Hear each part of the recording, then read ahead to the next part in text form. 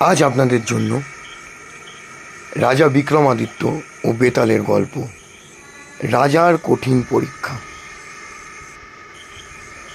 অনেকদিন আগে উজ্জয়িনীর রাজা ছিলেন বিক্রমাদিত্য। তার সাহসের খ্যাতি ছিল চারিপাশে। এক রাত্রে এক তন্ত্রসাধক রাজাকে অনুরোধ করলেন এক মৃতদেহকে নিয়ে আসতে। সেই মৃতদেহে বেতাল নামে এক ভূত বাস করত। রাজা কথা দিয়েছিলেন, তাই শ্মশান থেকে বেতালকে কাঁধে তুলে নিয়ে চললেন। কিন্তু বেতাল ছিল খুবই ধূর্ত। সে রাজাকে থামিয়ে বলল,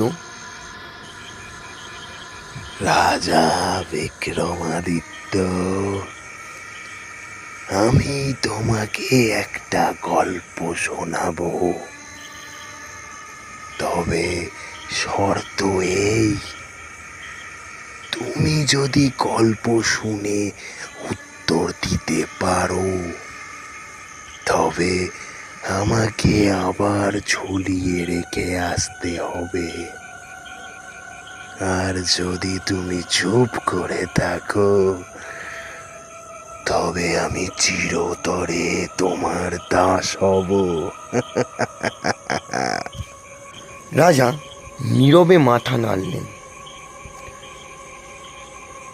তারপর বেতাল নিজের গল্প শুরু করল।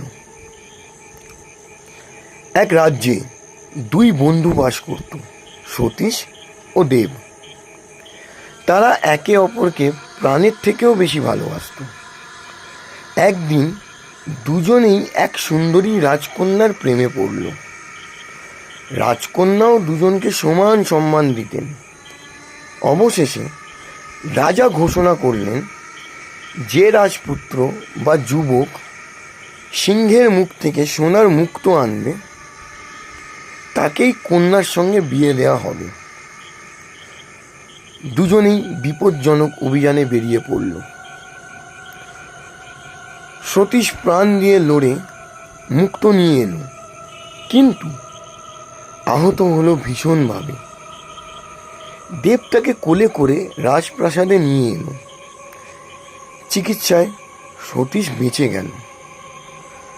রাজকন্যা এখন দ্বিধায়, কার সঙ্গে তার বিয়ে হওয়া উচিত, সতীশ না দেব?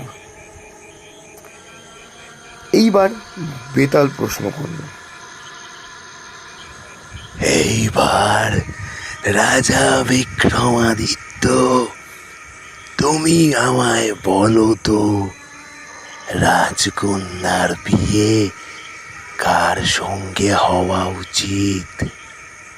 সতীশ, যে মুক্তো এনে নিজের যোগ্যতা প্রমাণ করলো, নাকি দেব, যে নিজের বন্ধুকে বাঁচিয়ে তুলল?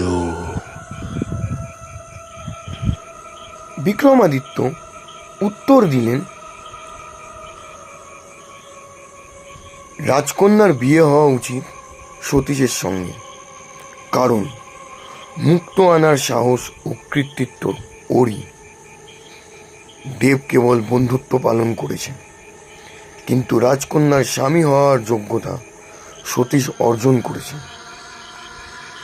বেতাল খিলখিল করে হেসে আবার রাজাকে ফাঁকি দিয়ে উড়ে চলে গেল শ্মশানের সেই গাছে। এই গল্পের শিক্ষণীয় কথা,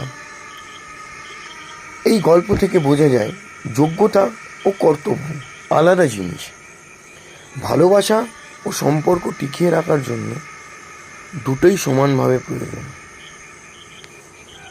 নমস্কার।